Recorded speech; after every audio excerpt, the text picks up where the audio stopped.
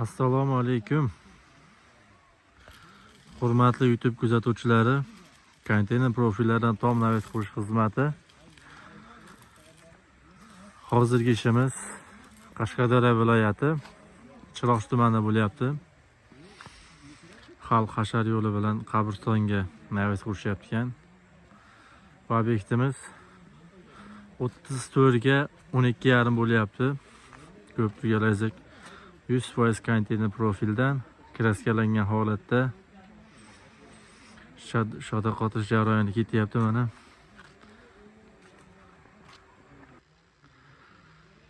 Tungi qot tayyor bo'lyapti, xudo xohlasa.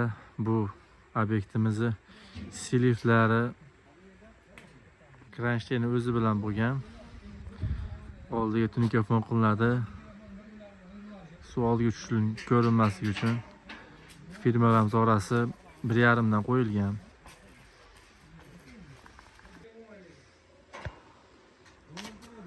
Xudo xohlasa tunika qotirish jarayonini ham bitgan holatini ham olamiz. Ko'rib turibsizlar.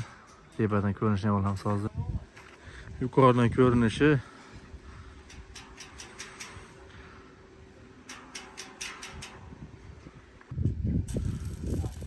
amaki o'tchayu.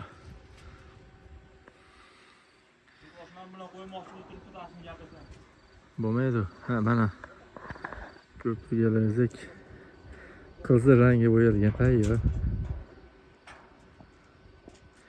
Profil reykalarimiz 9 temirdan, baquvvat temir ishlangan.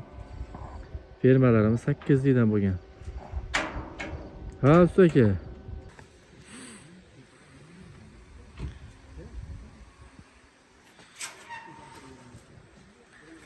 Ha, kransheyni tayyor o'zidan chiqarilgan.